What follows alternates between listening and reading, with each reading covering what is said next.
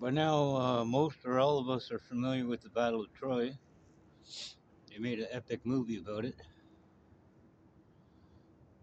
Who here knows how it actually started?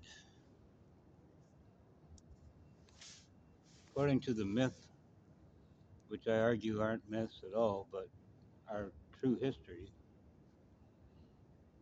it wasn't any human that started the Battle of Troy. Initially, the instigator was this character known as the Goddess of Chaos, but more commonly, she's called the Goddess of Strife. And on Olympus, she had a golden apple, which she etched for the fairest, and she rolled the apple down the aisle towards three goddesses, Aphrodite and Venus, and a third goddess. I'd have to look at it to remember all the exact details. Of course, this led to the goddesses fighting over who should have the apple, in which case they presented the question to Zeus. Pick who the fairest is. Zeus being, I would like to use the word wise, but more cowardly, chose to bring young Prince Paris to Olympus to settle the dispute.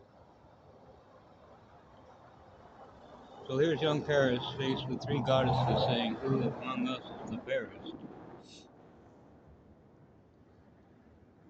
And he, being called human in the tale,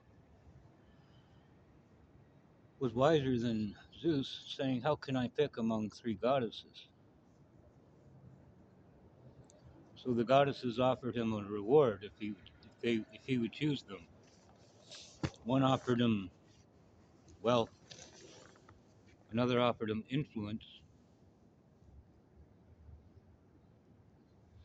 and the third offer was the love of the most beautiful woman in the world, Helen of Troy.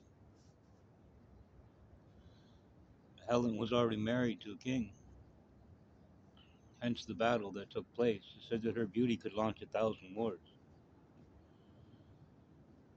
And so all that battle took place and took 10 years to conclude with we all know the story of the Trojan horse. Ulysses was drug into the battle. It said that they fought the battle for a point it was fought with men and gods on either side, and then the gods left the battle and left it up to men to figure it out. But it's interesting that all that chaos was caused by this one goddess who probably was smirking the whole time, the goddess of strife.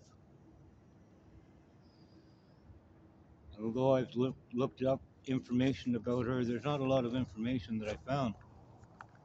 Was it Hera, or was it maybe one of the Titans, the female Titans? I can't be sure, but it's interesting anyways.